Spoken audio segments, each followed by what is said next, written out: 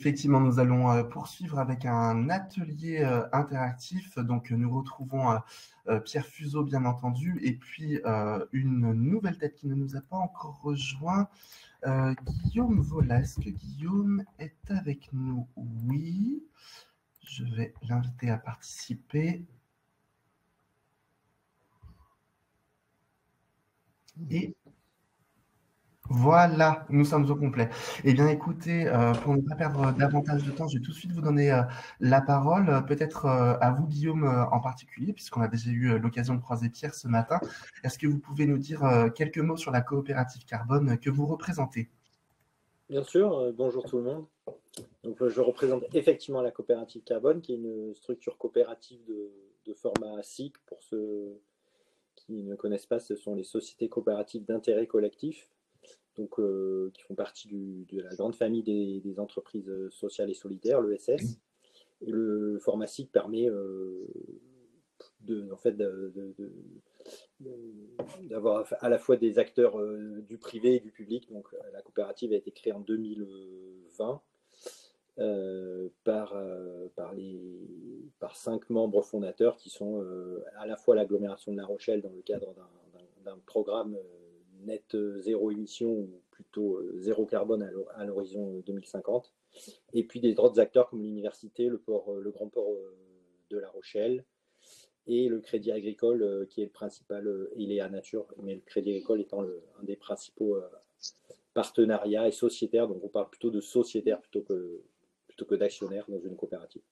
Voilà. Et donc les 4 piliers de la coopérative, c'est former, mesurer, réduire et compenser, mais on reviendra sur ces 4 actions et 4 principaux moteurs de son action.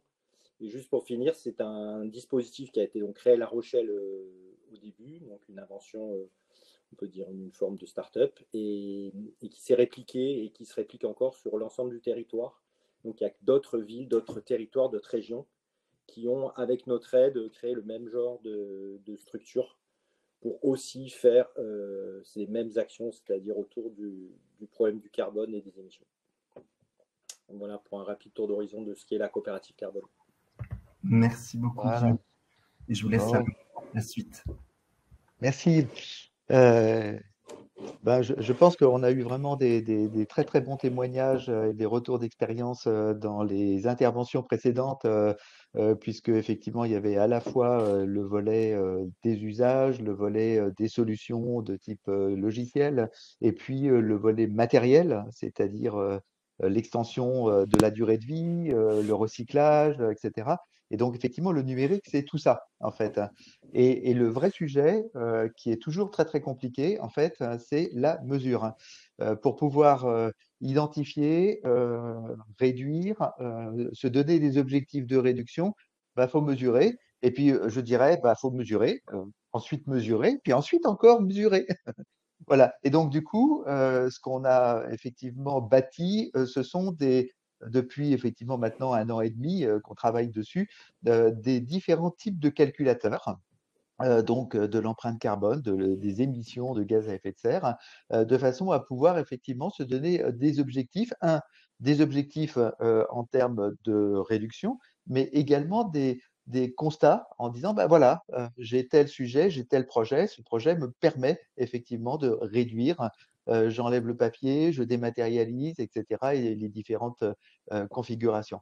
Et donc, ce qu'on voulait effectivement faire, c'est qu'on a bâti un binôme, c'est-à-dire Cerda Coopérative, la coopérative portant effectivement tout le volet ingénieur carbone, calcul carbone, parce que c'est quand même pas très très simple, hein, on va le voir. Et puis, Cerda étant effectivement davantage sur le côté gouvernance de l'information, différentes pratiques, métriques, etc. Donc, du coup, on est parti sur un partage de 3 cas de figure, en fait, de trois retours d'expérience. Un premier retour d'expérience, vous allez voir, où c'est dans le cadre d'un contrat, dans le cadre d'un projet, il fallait effectivement étudier un premier sujet qui est la mise en place d'un TSA à partir il y a 3 ou 4 sites, 3 ou 4 sites de réception de courrier, de traitement de courrier, etc. Et puis, il y a un moment donné, tiens, si en termes de faisabilité, on mutualiser tout ça de façon effectivement à avoir un site. Donc ça, voilà, premier cas d'usage. Deuxième cas d'usage qui va être effectivement plutôt orienté les impressions. Puisque effectivement, la démat, ça veut dire moins d'impression, ça veut dire réduction des machines, ça veut dire réduction aussi de la qualité du matériel. Et puis, on va voir le troisième cas d'usage qui va être, bah, je pense que c'est bientôt le sujet qui a été décalé. Je ne sais pas si vous vous rappelez de ce qu'on a appelé la facture électronique.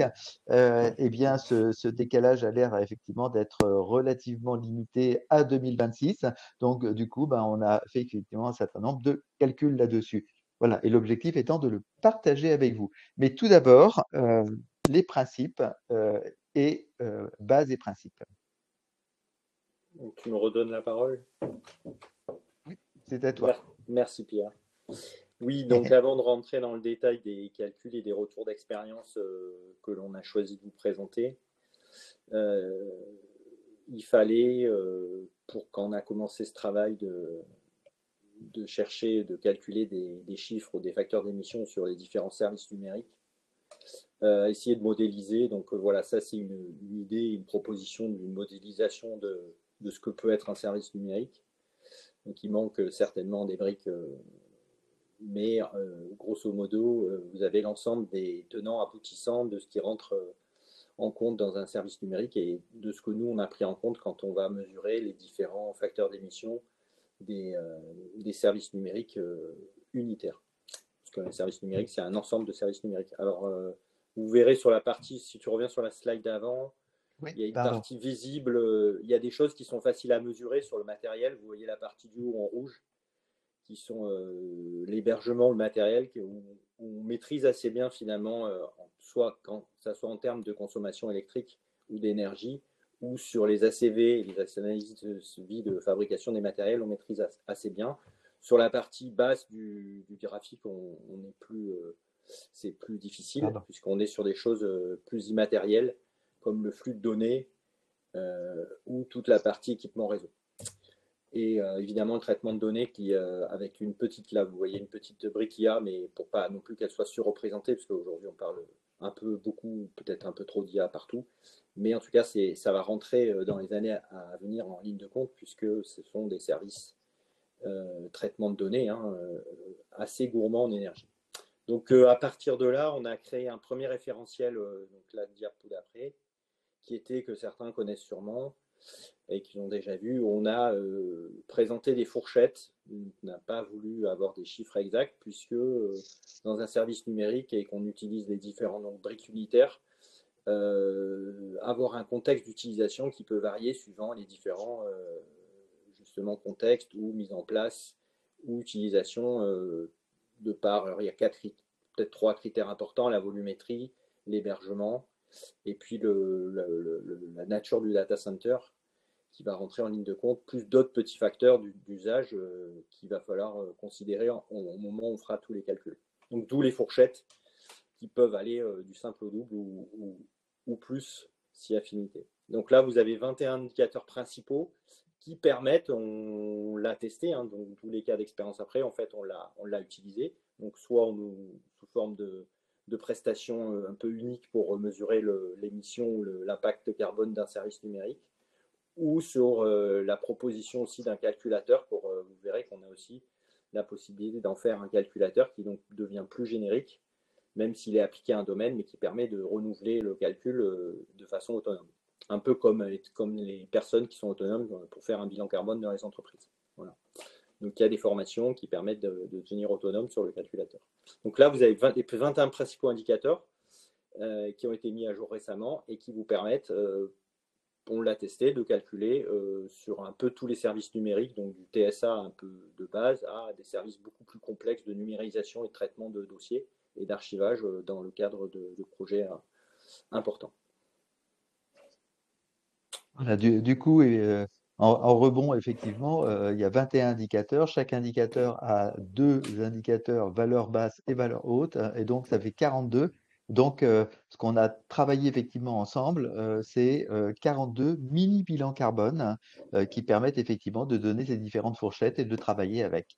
Et voilà le premier cas. Donc, c'est le cas dans le cadre effectivement d'une assistance à maîtrise d'ouvrage en termes de cadrage projet. C'est un service de TSA. Bon, ça, c'est Donc le schéma, le effectivement. schéma classique dans le traitement de courrier, d'une chaîne de traitement de courrier avec la réception des plis physiques, la préparation, la partie numérisation qui va prendre une importance voilà, qui peut être faite de différentes façons, et puis l'envoi donc du courrier par mail, soit résidentiel, soit professionnel. Donc à partir des indicateurs et en considérant un service de TSA que l'on trouve chez La Poste par exemple, hein, qui fait ça de façon volumineuse et industrielle, on peut calculer l'impact d'un tel service. Donc sur une année, on a un bilan GES classique avec l'archivage. Vous voyez, vous retrouvez les 4 étapes entre la préparation et la réception du courrier physique, sa numérisation, la transmission par mail et l'archivage des courriers. Donc là, on a une volumétrie d'environ, enfin, on est parti sur une volumétrie de 1500 courriers par mois, ce qui est un petit volume, hein, mais en fait, on pourrait extrapoler sur un nombre de courriers plus important. Et donc, vous voyez qu'on arrive à 1,7 tonne pour la partie du traitement des courriers, auquel on peut rajouter, si on prend en compte donc la partie dans le facteur d'émission qu'on a pris en compte dans la numérisation, il n'y a que la partie, on ne considère que la partie vraiment numérisation, donc traitement du courrier physique et transformation en image et en texte. Et puis on peut y rajouter à ces 1,7 tonne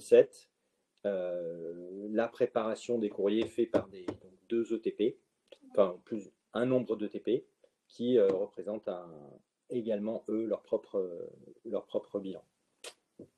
Et donc on a souhaité là dans ce cas-là séparer, puisque la partie ETP peut être mutualisée, ou en tout cas elle est assez variable, plus variable, et décorrélée un petit peu de la partie traitement du courrier et du service numérique de traitement du courrier. Voilà la mécanique en fait d'un calcul à partir effectivement du calculateur. Oui, la Alors, mécanique, pour elle est aller classique. Si certains ont déjà vu un bilan carbone, c'est une somme, c'est une somme de produits.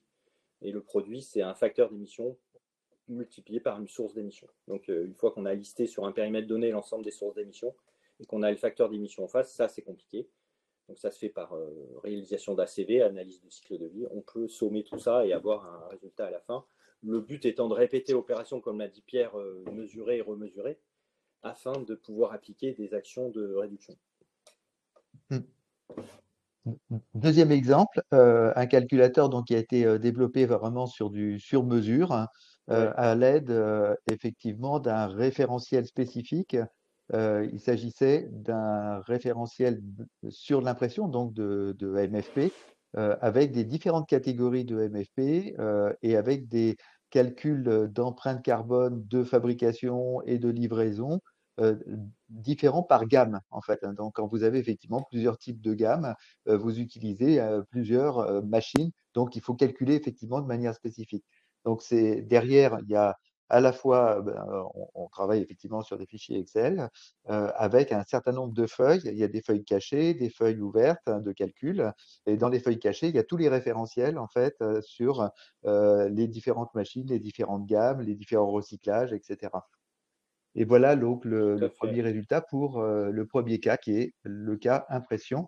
1 million de pages, 10 machines. Ouais, avec différentes gammes et différents alors je ne sais pas comment dire, type de machine, mais vous voyez qu'on peut, en tout cas dans les personnes et le client qui a souhaité réaliser ce calculateur pour répondre à des appels d'offres notamment, ou à des clients maintenant les clients en fait, les clients acheteurs sont demandeurs de ce genre de résultats, puisqu'ils vont l'intégrer dans leur propre, c'est une chaîne le bilan carbone, et donc ils vont pouvoir intégrer ça dans leur propre bilan carbone et dans leur politique RSE. Donc vous voyez à la fois des machines neuves qui ont un impact donné, et puis la possibilité d'avoir deux autres types de machines, soit remanufacturées donc dans une usine, ce qui évite le transport, grosso modo, et puis aussi l'allongement de vie des machines. Donc ça, c'est ce qu'on appelle des machines in situ, c'est le fait de prolonger et donc de laisser sur place une machine, et donc ça évite, effectivement, là, on fait baisser le bilan en ne rachetant pas une machine neuve. Donc voilà. Et là, évidemment, on a le résultat chaque fois en tonnes équivalent CO2, donc c'est toujours ramené au CO2 qui est la principale molécule dans l'atmosphère et qui fait office de gaz à effet de serre. Et vous voyez qu'on a séparé dans le calculateur la partie matérielle de la partie impression.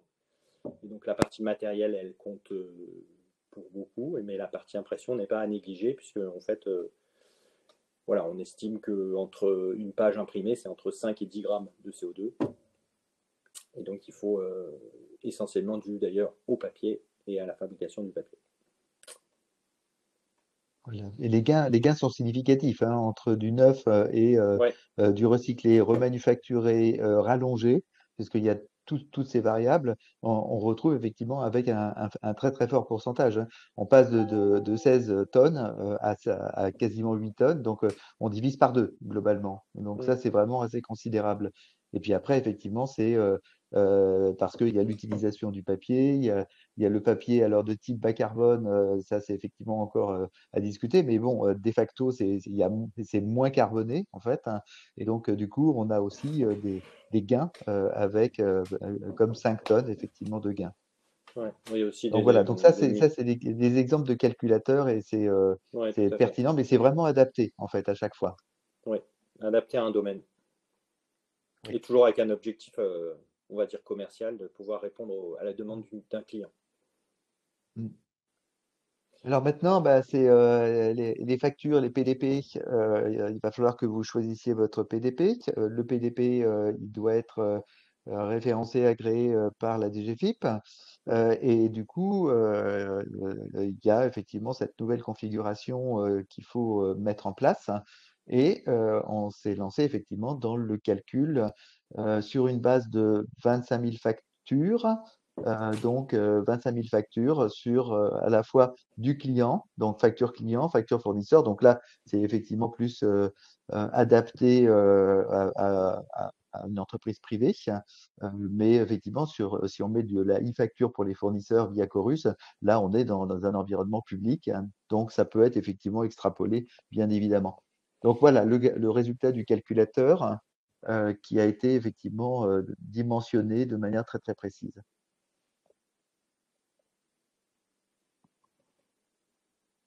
Un petit commentaire, Guillaume?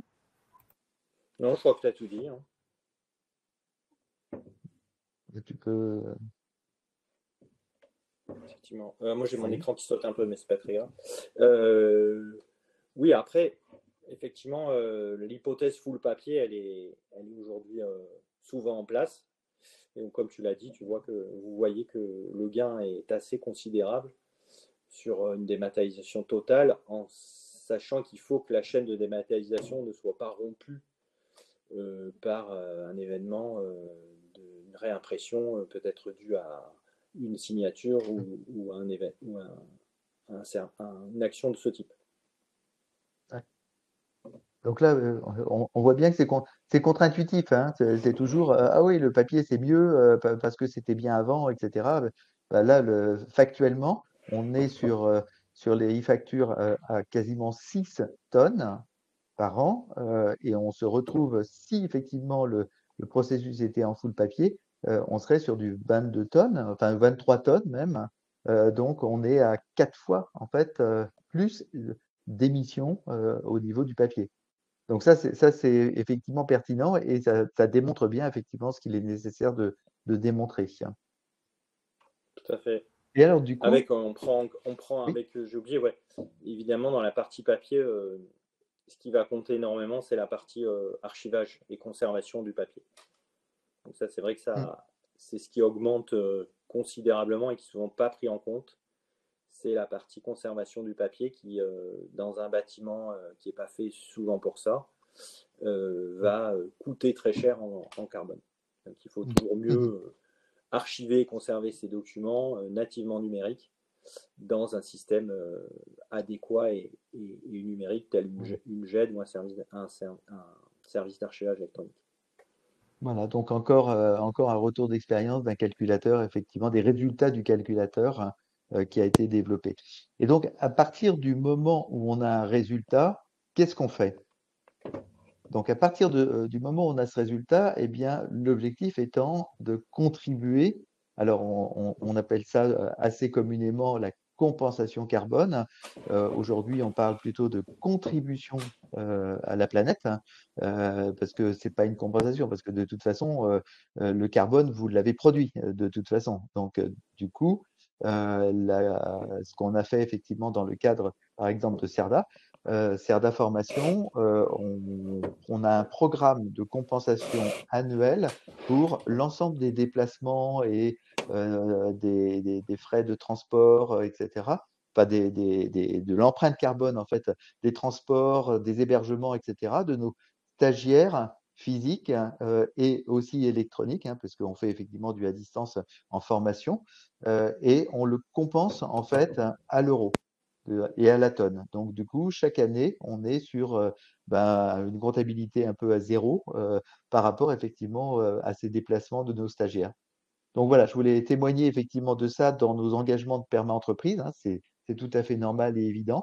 Mais voilà. Et donc, du coup, on travaille évidemment avec la coopérative carbone et, euh, et Guillaume va vous expliquer comment effectivement ça se calcule, combien ça se calcule et quels sont les programmes qui peuvent être utilisés pour compenser, contribuer. Tout à fait. Rapidement, Donc, simplement, puisqu'on a un peu débordé ouais, déjà sur la je prochaine. vais prendre 2 minutes. De toute façon, vous aurez tout sur, vous voyez le lien, vous aurez tout sur le site de la coopérative carbone et sur les sites des autres coopératives. Mais rapidement, effectivement, une fois qu'on a le total des émissions d'un projet, on peut décider dans sa politique RSE de contribuer.